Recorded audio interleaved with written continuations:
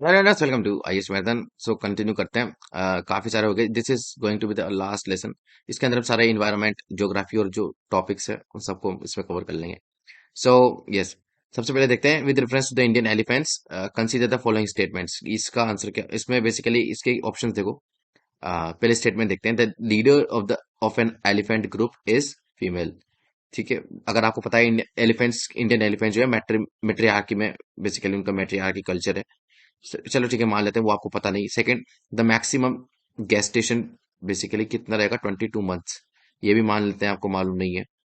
Third मानते हैं, an elephant can normally go on calving till the age of 40 years only. ठीक है। Question frame ध्यान से देखो। Among the states in India the highest elephant population is in Kerala. अब आपको यहाँ पे से दो, एक या दो एलिमेंट ऑप्शंस को एलिमिनेट करना है, स्टेटमेंट्स को। सबसे पहला सबसे पहला आपका रहेगा कि जो बेसिकली, देखो अगर आपको उस टाइम पे क्या था, एलिफेंट्स की पॉपुलेशन की भी काउंटिंग की गई थी बेसिकली, एंड टाइगर्स की भी की गई थी। तो दोनों का ही डाटा आपको उस टाइम पे याद होना चाहिए था। अगर आपको इतना भी पता है ना कि केरला में किस तरीके से एलिफेंट ज्यादा हो सकते हैं ना, कर्नाटका था बेसिकली वो। अगर आपको इतना पता है तो आपको ये पता होगा कि ये वाला ऑप्शन आपका गलत। अगर आपका कर्नाटका पता है कि वहां पर सबसे ज्यादा पॉपुलेशन है, तो आपका फोर्थ एलिमिनेट। अब ए और सी में से आपका एक ऑप्शन है जो सही है। 1, 2 या 3 इनमें से एक सही होगा। तो आप यहाँ पे देखें, elimination through the extreme statement approach. ये जो एलिफेंट है वो 14 years ओनली, या तो ज्यादा होगा या कम होगा, है ना। अब अगर आप बात कर रहे हो यहाँ पर, तो ओनली इज एक्सट्रीम स्टेटमेंट। अगर यहाँ पर हम देखें, और इस वाले जब भी ओनली लगते हैं तो उसके मोस्ट प्रोबेबल चांस होते हैं कि इट वुड बी रॉन्ग। तो अगर आपका थर्ड भी रॉन्ग हो जाता है, तो आपका सही ऑप्शन होता है बेसिकली 1A। ठीक है। तो the leader of the elephant group is female, yes. And उनका गेस्टेशन 22 months का रहता है। ठीक है। तो इस तरीके से कर सकते हो। नहीं भी अगर आता है आपको, नहीं भी करते तो आप इसको छोड़ सकते हो, है ना। तो इस तरीके से करना, अगर कोशिश नहीं हो पाता तो छोड़ देना। नेक्स्ट बात करते हैं, ये थोड़ा सा फैक्चुअल रहेगा, थोड़ा टिपिकल भी है। Which one of the following protected areas are located in Kaveri basin? Nagarhole, Papikonda, Sathyamangalam, Wayanad. देखो, कावेरी बेसिन जब भी नाम सुनते हो ना, सबसे पहले आना चाहिए इंडिया की साउदर्न मोस्ट रिवर। इतना समझ लो, बहुत हो सकती है लेकिन बड़ी रिवर जो कि आपकी गोदावरी महानदी है ना, सबसे नीचे कावेरी है। राइट। तो सबसे नीचे कावेरी अगर है तो सबसे नीचे की स्टेट्स भी आने चाहिए। तो अगर आपने वायनाड सुना है ना, अगर आपने वायनाड सुना है तो वायनाड केरला में है। तो सबसे नीचे की वाइल्ड लाइफ सेंचुरी कावेरी नदी का बेसिन में आएगी डेफिनेटली, फोर्थ, है ना। फोर्थ तो आपका सही है ही। उसके बाद हम बात करते हैं कि Sathyamangalam tiger reserve, which is आपका जो है तमिलनाडु और इन वाले रीजन का एरिया में। तो डेफिनेटली कावेरी बेसिन है ना। नागरहोल भी डेफिनेटली इस वाला रीजन, लेकिन पापीकोंडा इज इन द आपका आंध्र प्रदेश वाला रीजन। ठीक है। तो अगर आपको इतना पता ना कि पापीकोंडा नेशनल पार्क कहाँ पर है, आपका आंध्र प्रदेश रीजन या फिर उसके आसपास, तो बेसिकली कावेरी वहां पर तो है ही नहीं, है ना। कावेरी आंध्र प्रदेश में थोड़ी ना है। तो अगर आपको इतना पता है तो आप एलिमिनेट कर देंगे ऑप्शन 2, राइट। और तो वो आपका आंसर हो जाएगा 1, 3, 4। दिस इज आपका आंसर 1, 3, 4। ठीक है। और अगर हम नहीं पता तो छोड़ दो, ऐसे ऐसे ऑप्शंस को छोड़ दो, डेफिनेटली आपके ले बैठेंगे ये वाले क्वेश्चंस, है ना। तो जिस तरीके से मैं बता रहा हूँ, अगर आपने उस तरीके से अप्रोच किए क्वेश्चन को, तो डेफिनेटली गो एंड अटेम्प्ट। ये तो प्रीवियस ईयर क्वेश्चन है ना। प्रीवियस ईयर क्वेश्चन है। व्हाइट थ्रोटेड रेडस्टार्ट, उसके अलावा coppersmith barbet and grey chinned minivet, है ना। तो इसमें ये बेसिकली वर्ड है आपका। ठीक है। तो प्रीवियस ईयर क्वेश्चन है, तो आप देख लेना इसको। और एक थोड़ा सा सजेशन है कि जब भी आप इस तरीके की स्पीशीज देखते हैं ना, पढ़ते हैं हम हमारे जो भी न्यूज़पेपर्स हैं या फिर कंपाइलेशन है, मैगजीन्स हैं, तो एक बार उनकी फोटोज जरूर देख लेना। क्योंकि एग्जाम में मान लीजिए आपको याद आ गए, है ना, तो उस टाइम पे फायदा हो जाएगा। देखो अब यहाँ पर आपका क्वेश्चन है, which of the following protected areas well known for the conservation and sub species of Indian swamp deer, जिसको बारहसिंगा बोलते हैं, that thrives well on hard ground and exclusively graminivorous, है ना। अब यहाँ पर देखो थोड़ी सी फिजिकल कंडीशन भी दी रखी है ना। तो अगर आप सोचें हार्ड ग्राउंड एंड एक्सक्लूसिवली ग्रामीण, तो हल्का सा सूखा वाला रीजन। एंड देखो, अब यहाँ पर ना उस टाइम पे कौन सी सबसे पॉपुलर चल रही थी न्यूज में, कान्हा नेशनल पार्क। ठीक है। तो कान्हा नेशनल पार्क इसका आंसर है वैसे तो। और बारहसिंगा भी बेसिकली सेंट्रल इंडिया में ही सबसे मोस्टली सेंट्रल इंडिया में मिलते हैं। तो मानस इज इन आपके आसाम, मधुमलाई साउथर्न, है ना। तो इस तरीके से आप देखें तो Kanha is the most probable और एप्रोप्रिएट यहाँ पर आंसर हो सकता है इसका। अब ये इजी क्वेश्चन है ना। देखो, steel slag can be material for which of the following, किसमें हो सकता है स्टील स्लैग का इस्तेमाल? तो construction of base road, agriculture soil के इंप्रूवमेंट के लिए, एंड प्रोडक्शन ऑफ सीमेंट। तो तीनों इसका आंसर है। एंड ये वो टेक्नोलॉजी वाला क्वेश्चन है, ऑप्शन डी वाला, याद है हमने किया था? ऑप्शन डी, यस वो यही है। तो go with your instinct and your जो है आपका प्रेजेंस ऑफ माइंड उस टाइम है very very important. Common sense की चीज है वो तो। कैन भी आती है तो उसकी जो बेसिकली हम देखते हैं कि पॉसिबिलिटीज खुल जाती है ना, बड़ी हो जाती है कैन बी में, राइट। तो all can be the most appropriate option. देखो अभी वाला क्वेश्चन देखो, which one of the following are most likely places to find the musk deer in its natural habitat? Very very important, बहुत ही important यहाँ पर statement है कि अपने नेचुरल हैबिटेट। तो ओवरऑल यहाँ पर आपसे ये पूछ रहा है कि नेचुरल हैबिटेट कहाँ पर हो सकता है इसका। तो अगर आपने रीजन भी सोच लिया ना इस तरह के क्वेश्चंस में, तो आप डेफिनेटली देख लोगे। लेकिन आपको पता होना चाहिए वाइल्ड लाइफ सेंचुरी कौन से स्टेट में है, ये सब चीजें ये तो पता होना चाहिए। तो एग्जाम के एक आध दो दिन पहले इन सब चीज की लिस्ट बनाकर रखो। सेंचुरीज, बायोस्फीयर रिजर्व्स, राम जो आपके रामसर साइट्स हैं, ये सब चीजें तो उनको रिवाइज करके जाना वेरी वेरी इंपॉर्टेंट है, राइट। तो आपको पता होना चाहिए Askot wild life sanctuary, Gangotri, Kishanpur and मानस।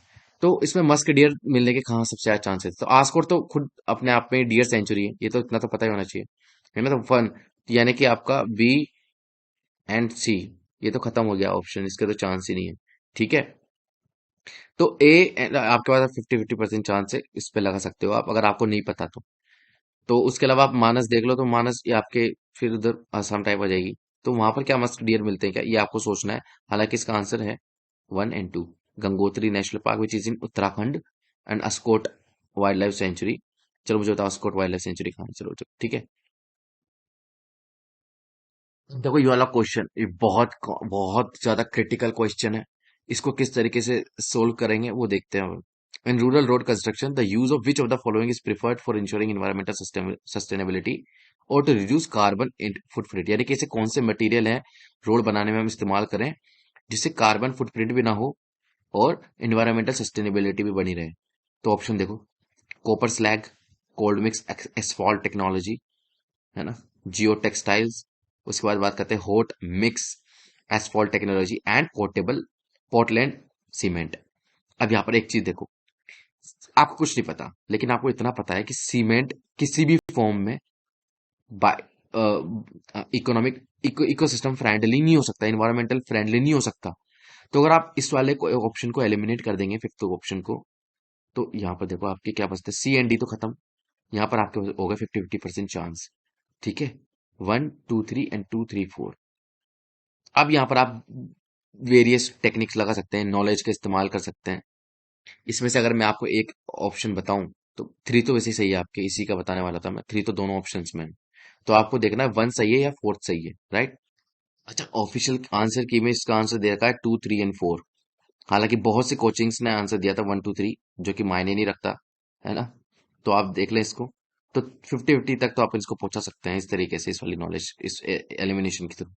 यहाँ पर देखो इस वाले क्वेश्चन को, coal ash contains arsenic, lead, mercury, ठीक है। Coal fired power plants release sulphur dioxide, oxide of nitrogen into environment. High ash content is observed in Indian coal, है ना। तो देखो कैसे ये वाला क्वेश्चन सबसे इजी क्वेश्चंस की कैटेगरी में हम डाल सकते हैं। सबसे पहले ऑप्शन नंबर 3 देखो, हाई एश कंटेंट मिलता है इंडियन कोल में, एंथ्रासाइट या फिर उससे रिलेटेड जो भी हम चीप कोल जो हम बोलते हैं इंडिया में, तो वो मिलता है, ठीक है। लो कार्बन कंटेंट होता है इसके अंदर, हाई एश कंटेंट मिलता है। तो तो बेसिकली 3 आपका सही है, तो 1 आपका गलत, ठीक। Second, coal fire powered plant release sulphur, carbon dioxide, oxide of nitrogen into environment. Definitely जब कोल जलता है ना, तो उसमें से बहुत सी ग्रीन हाउस गैसेस, एंड हम बात करते हैं कि इन्वायरमेंटल के मतलब एंटी इन्वायरमेंट प्रोडक्ट्स निकलते हैं, केमिकल्स निकलते हैं, रिलीज होते हैं इन्वायरमेंट में। फिर कोल ऐश में क्या क्या मिलता है, आर्सेनिक, लेड, मरकरी, डेफिनेटली बहुत सी चीजें मिलती है भाई कोल ऐश में। तो ये वन ऑफ द पार्ट है उसके, इसके कुछ कंटेंट है बस, ये और कुछ नहीं है। तो 1 2 3 इसका आंसर है। देखो अब क्या हो सकता है कि इसके अंदर आप कहोगे कि नहीं सल्फर डाइऑक्साइड निकलती है, ऑक्साइड ऑफ नाइट्रोजन, देखो पॉसिबल ही नहीं है ना ये चीज प्रूव करना, ये चीज प्रूव ही नहीं हो सकती है, ऑनेस्टली बताऊं तो मैं आपको। तो there are huge chances and huge possibilities of being these statements should be correct. Yes, अगर वहां पे तीन चार केमिकल्स के नाम और लिखे होते हैं वो भी सही होते हैं, ठीक है, तो इस तरीके से आप ये वाले क्वेश्चन को सही कर सकते हो आप, वेरी वेरी इजी। लेकिन देखने का ढंग, उस टाइम पे प्रेशर, ये सब मैंने जो प्रैक्टिस से होगा, प्रैक्टिस करो। देखो नेक्स्ट क्वेश्चन है, what is the use of biochar in farming. तो बायो यहाँ पर याद समझ रहे हो, है ना, तो ये सब बहुत इंपॉर्टेंट होता है, बायोटेक्नोलॉजी, बायोचार, ये सब इंपॉर्टेंट। बायोचार तो ये नई टेक्नोलॉजी है, तो टेक वो डी डी वाला आएगा इसके अंदर, डी डी ऑप्शन वाली अपनी जो टेक्निक है। Biochar can be used in the part of growing medium vertical, definitely.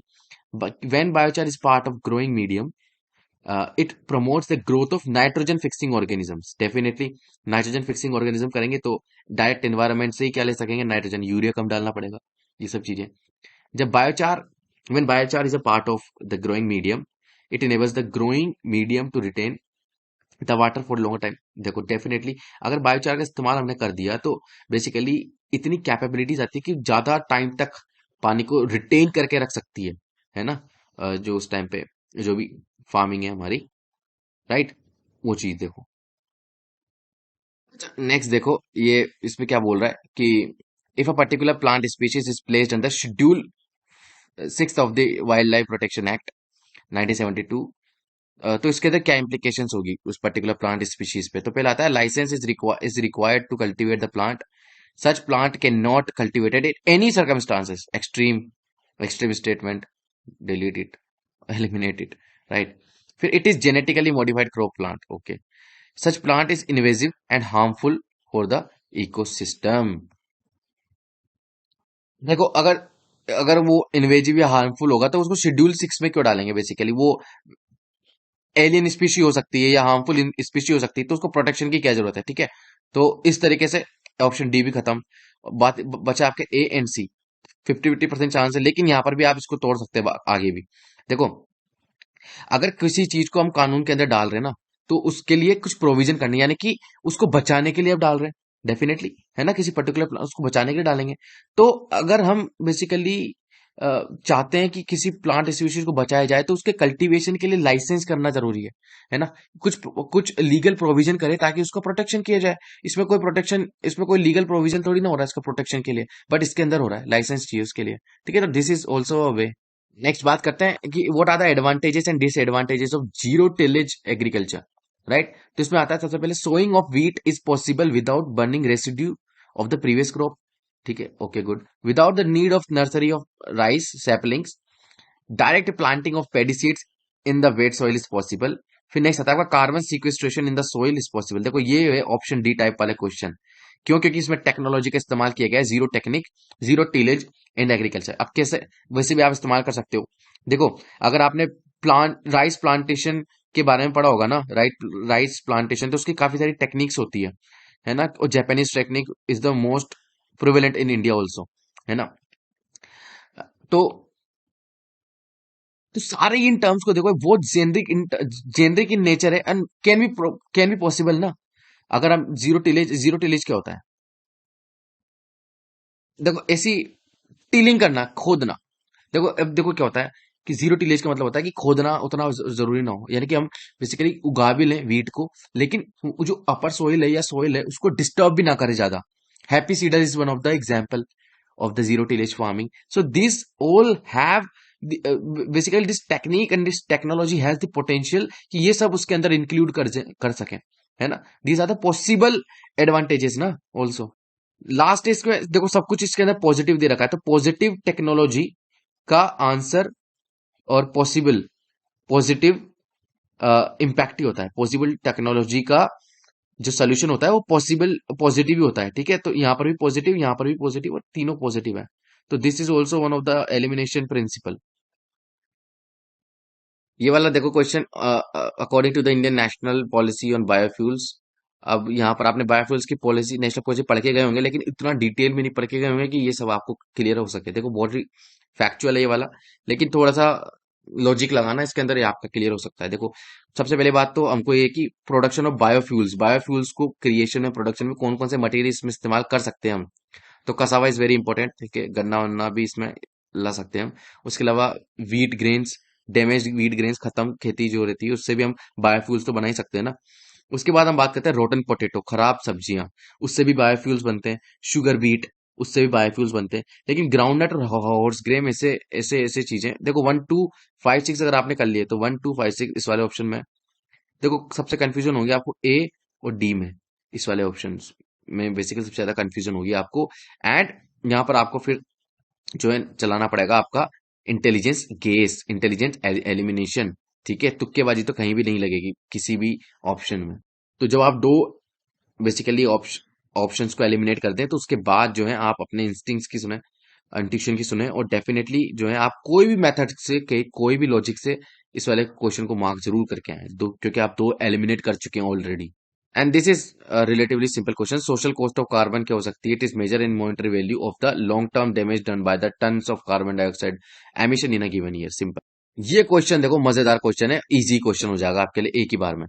With reference to the pulse production in India consider the following statement. पहला आता है gram, black gram can be cultivated as both kharif and rabi. Okay, simple. This is doable, right? बाय, क्योंकि देखो अगर आप देखें तो चना उगाने के लिए हम उसको खरीफ सीजन में भी उगा सकते हैं। देखो किसी भी क्रॉप को खरीफ में भी उगा सकते हैं और राबी में भी उगा सकते हैं। याद रखना, रबी यानी सर्दियों की क्रॉप और खरीफ यानी गर्मियों की क्रॉप्स उगा सकते हैं। पॉसिबल है, कैन बी, राइट? तो दिस इज ट्रू। तो बी सी खत्म है यहाँ पर आपके, है ना? चलो फिर भी अभी रुकते हैं थोड़ी देर।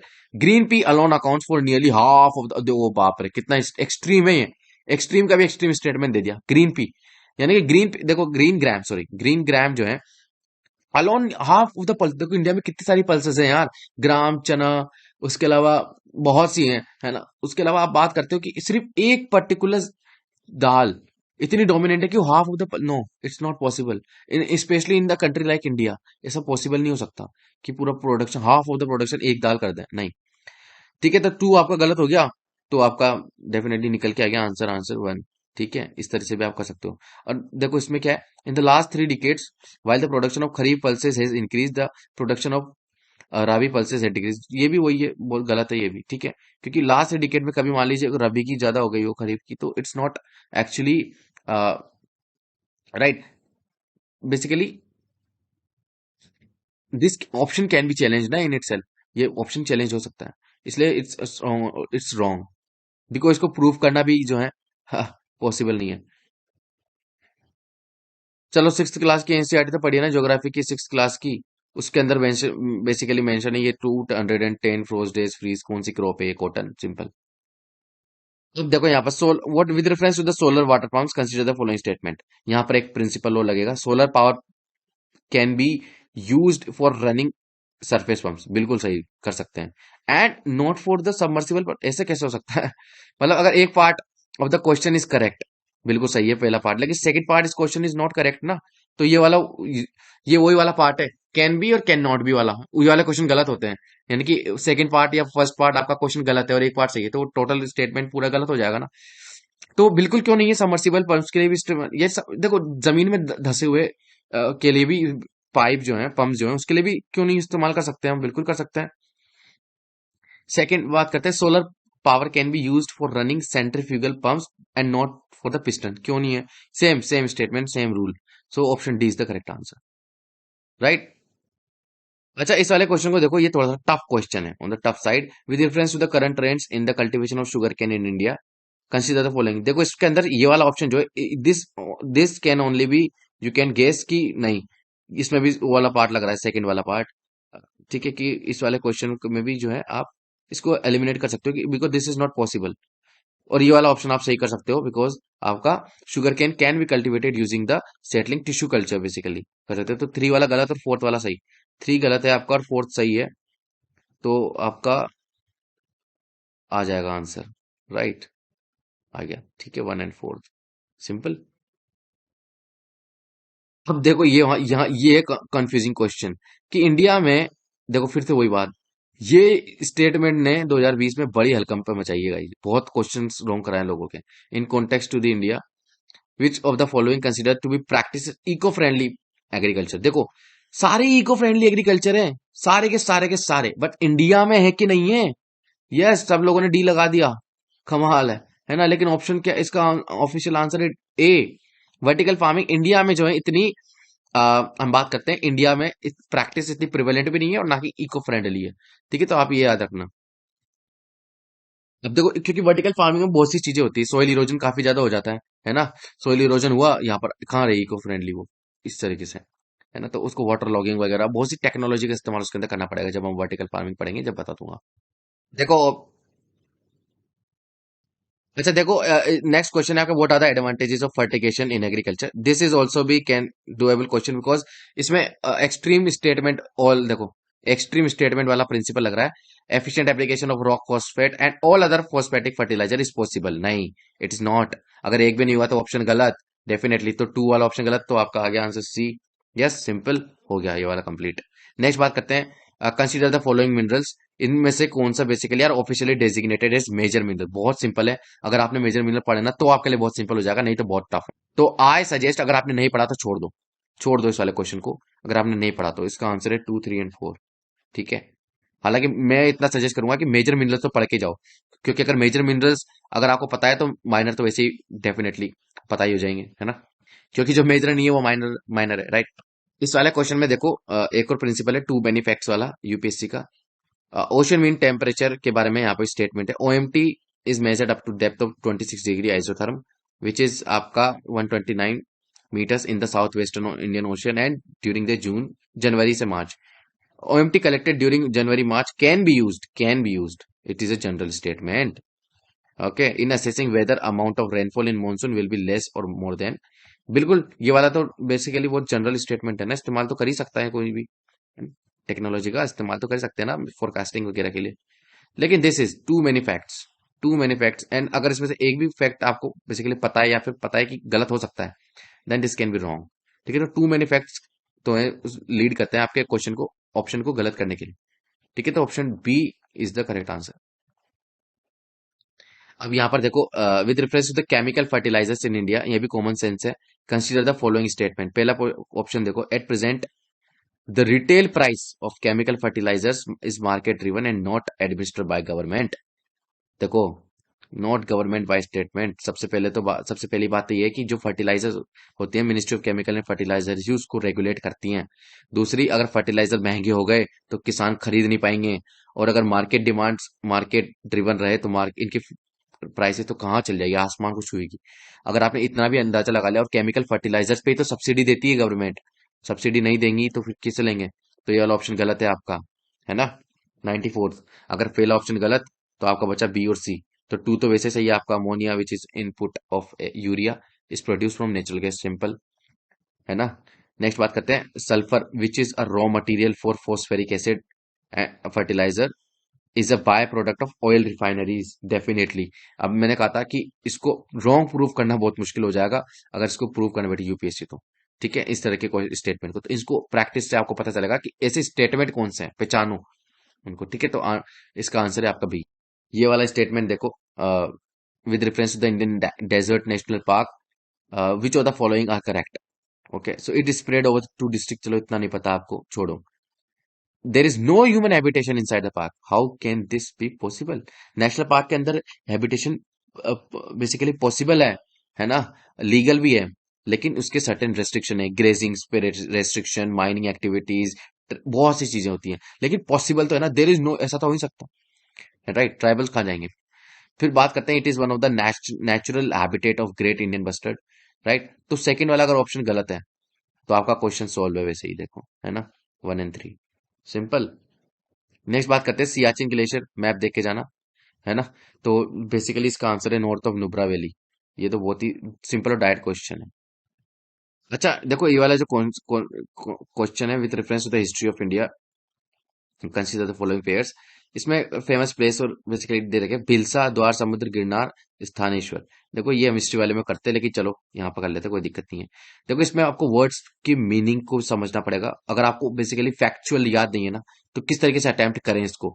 अगर इनफ क्वेश्चन कर रहे हो आप 70 75 प्लस, सही, मतलब आपको लगता है कि हाँ इसमें हो जाएगा, तो जरूरत नहीं है आपकी 80 प्लस कर रहे हो तो। लेकिन अगर क्वेश्चन कम कर रहे हैं आपने, है ना, तब आपको इस तरह के क्वेश्चन अटेम्प्ट करने की जरूरत पड़ती है। तो सबसे पहले एक एक एलिमिनेट करते हैं, तो ये वाला क्वेश्चन देखो, अ, बहुत ऑकवर्ड, बेसिकली एक प्रिंसिपल और है कि अगर बहुत ही ऑकवर्ड या बहुत ही स्ट्रेंज कॉम्बिनेशन बन रहा है, उसको आप एलिमिनेट सबसे पहले, तो द्वार समुद्र, तो द्वार समुद्र और मराठी को देखो मैच करने की कोशिश करो, बिल्कुल एकदम डिफरेंट है। तो द्वार समुद्र बेसिकली रिलेटेड है आपके द्वार समुद्रम, आपके साउथ इंडिया से, कैसे ना कैसे करके साउथ इंडिया से, कर्नाटका से बेसिकली है, होयसला डायनेस्टी से, है ना। तो द्वार समुद्र उस टाइम पे काफी प्रोबेलेंट है ना। तो अगर टू हम कर देते हैं एलिमिनेट, तो 1 3 एंड 1 4 बचता है आपका, ठीक। तो अब 1 तो सही है आपका, भीलसा यानी कि आपका मध्य प्रदेश। तो देखो एक तरीका ये भी होता है, भीलसा यानी कि भील, भील जाति कहाँ पर सबसे ज्यादा, मध्य प्रदेश में, है ना। तो इस ऐसे भी कर सकते हो। सेकंड ग्रीनगर, ग्रीनगर यानी कि आपका गिरनार, या फिर इस तरीके से आप पर्सपेक्टिव से सोचें, अगर कुछ भी नहीं बचा ना आपके हाथ में, तो इस पर्सपेक्टिव से सोचो कि गिरनार छोड़ के तो आना नहीं है फिर आप क्वेश्चन, फिर तो करो मरो की बात आती है। गिरनार ये भी बहुत अच्छी स्ट्रैटेजी बताओ। स्थानेश्वर देखो, अगर आपने जैनिज्म पढ़ा है ना, तो ये स्थानेश्वर उससे रिलेटेड है। और जैनिज्म के सबसे ज्यादा अगर आपको पता होगा तो यूपी में तो नहीं है इतने बेसिकली साइट्स, है ना। तो फोर्थ वाला वैसे आपका वैसे गलत हो जाएगा, ठीक है। तो स्थानेश्वर कहाँ पर वैसे आपका, राइट, हरियाणा में, है ना। तो इस तरीके से तो 1 and 3 is the correct answer. अगर नहीं कर सकते बिल्कुल, अगर आपको लगता है जीरो कॉन्फिडेंस है, तो अटेम्प्ट नहीं करना, इस तरह के क्वेश्चन छोड़ने के लिए छोड़ सकते हो आप, है ना। अब आप सोच रहे होंगे कितने सारे लेक्चर में कितने सारे क्वेश्चन छुड़वाए इसने, बहुत सारे नहीं है गाइस, 10 11 से ज्यादा नहीं होंगे। 100 के 100 क्वेश्चन करके नहीं आना आपको वहां पे, आपको 200 मार्क्स नहीं लाने हैं, आपको वहां पे सिर्फ और सिर्फ 105 क्वेश्चन, 105 मार्क्स लाने ओवरऑल। 50 55 प्लस क्वेश्चन सही होने चाहिए बस आपके नेट। 50 क्वेश्चन नेट भी सही होंगे तो भी चांस है आपके, बेसिकली कर लोगे आप क्लियर आराम से, अगर आप ट्रेंड देखे तो कट ऑफ्स का, ठीक है। तो अगर आप 90 85 क्वेश्चन भी कर रहे हो, तो वेरी वेरी गुड अटेम्प्ट है वो आपका। लेकिन जितना भी दे रहे हो आप, वेरी कॉन्फिडेंस के साथ देना, बहुत कॉन्फिडेंट होके देना, राइट।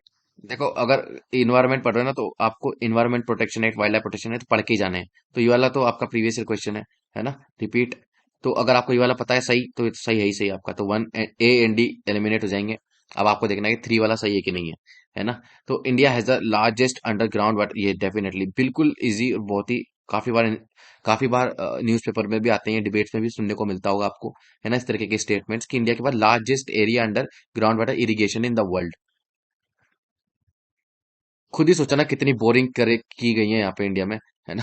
और सारे खेतों में पानी वो इसी के थ्रू तो जाते हैं, ग्राउंड वाटर के थ्रू। अब देखो यहाँ पर हम बात करते हैं, कंसीडर द फॉलोइंग स्टेटमेंट कि जेट स्ट्रीम्स, सही स्टेटमेंट ढूंढना है।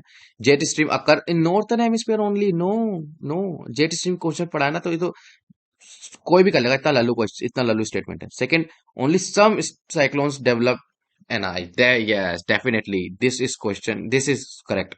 ऐसा तो है नहीं कि सारा साइक्लोन से आई डेवलप करती है ना। तो ज्योग्राफी के basic concept. Third, the temperature inside the eye of cyclone is nearly 10 degree lesser than, no यार, this is not correct, this is absolutely false, ठीक है। अगर आपका ऑप्शन 2 है, तो दिस इज करेक्ट आपका, ठीक है। तो बेसिक जनरल नॉलेज होनी चाहिए ना आपको, ज्योग्राफी की जो बेसिक कॉन्सेप्ट है, तो उसके थ्रू ये वाला क्वेश्चन होगा आपका, ठीक है। Among the tiger reserve which has the largest area under the critical tiger habitat, ठीक है। तो आप ये वाला देखो, और इसके अंदर आपको ऑप्शन दे रखे हैं कॉर्बेट, रणथंबोर, नागार्जुना, सिरिसलम एंड सुंदरबंस, ठीक है। तो बेसिकली जो इस बिल्कुल भी पता नहीं है आपको, इसका कोई आइडिया नहीं है, लेकिन आप कैसे करोगे, ऊपर क्वेश्चन दे रखा था ना अभी, कि जो बेसिकली लार्ज, बेसिकली एलिफेंट्स की सबसे ज्यादा जनसंख्या कहाँ है, साउथ इंडिया में है। तो मैंने कहा था कि टाइगर की पॉपुलेशन भी बेसिकली उस टाइम पे सर्वे हुआ था टाइगर का भी, ठीक है। तो टाइगर की भी सबसे ज्यादा पॉपुलेशन कहाँ पर बताई थी, कर्नाटका, मध्य प्रदेश, इन जगहों पर, ठीक है। तो अगर कर्नाटका में वाले रीजन में सबसे ज्यादा पॉपुलेशन है टाइगर की, तो where should be the area which is most critical for the tigers population ना। तो क्रिटिकल टाइगर हैबिटाट कहां पर होना चाहिए, कहां पर मोस्ट प्रोबेबल चांस है, साउथ इंडिया में डेफिनेटली। अब आप यहां पर देख लो साउथ इंडिया में सबसे कौन सा हो सकता है, नागार्जुना सागर श्रीचलम। लेकिन अगर आपने पढ़ा ना फैक्ट, तो आप इसको डायरेक्ट लगाओगे, नहीं लगा तो फिर ये तिकड़म तो लगाना ही पड़ेगा ना आपको, राइट। यस, ठीक है। तो 100 के 100 क्वेश्चन हम यहाँ पे कर चुके हैं प्रीलिम्स 2020 का। मैक्स टू मैक्स 10 या 11 क्वेश्चन छुड़वाए होंगे मैंने आपसे, लेकिन इसका मतलब ये नहीं कि इसको क्वालिफाई करना इतना मुश्किल है ना, ठीक है। हावेवर कंडीशंस अलग होती हैं, एग्जामिनेशन सेंटर में जब एग्जामिनेशन सीट पे आप बैठ के एग्जाम लिख रहे हो, उस टाइम पे। लेकिन अभी क्या कर रहे हैं, हम इसको सीख रहे हैं, तो अभी हमको उसको लर्न करना है ना इन चीजों से। अभी आप इस पेपर से बेसिकली इसको इतना अच्छे से एनालिसिस कर लो जैसे अपन ने किया। इससे आप क्या सीख सकते हो, पैटर्न एनालिसिस, है ना। यूपीएससी किस तरह के क्वेश्चंस बनाती है, आप कितने कॉन्फिडेंट है, किस सेक्शन में किस पोर्शन में आप सबसे ज्यादा बेसिकली कॉन्फिडेंस रखते हैं, है ना। किस तरीके से अटेम्प्ट कर सकते हैं, एलिमिनेशन लग रहा है नहीं लग रहा, कौन से क्वेश्चन में लग रहा है, स्टेटमेंट में लग रहा है, कौन सा एलिमिनेशन ट्रिक लग रही है, ये सब चीजें। उसके अलावा आप ऑप्शंस को गूगल सर्च करें, उसके नोट्स बनाएं, आप लिखें, क्योंकि अब जो क्वेश्चन रिपीट होंगे ना वो इन्हीं में से रिपीट होंगे। ठीक है, तो अगर एग्जाम हो चुका है ये, तो हो चुका, तो अब आपको इसे सीखना है, लर्न करना है। ठीक है, तो ये था ये मेरा मोटिव इसको पढ़ाने का। तो अगले लेसन में देखेंगे 2021 का। जब तक के लिए stay tuned and have a nice day. Thank you.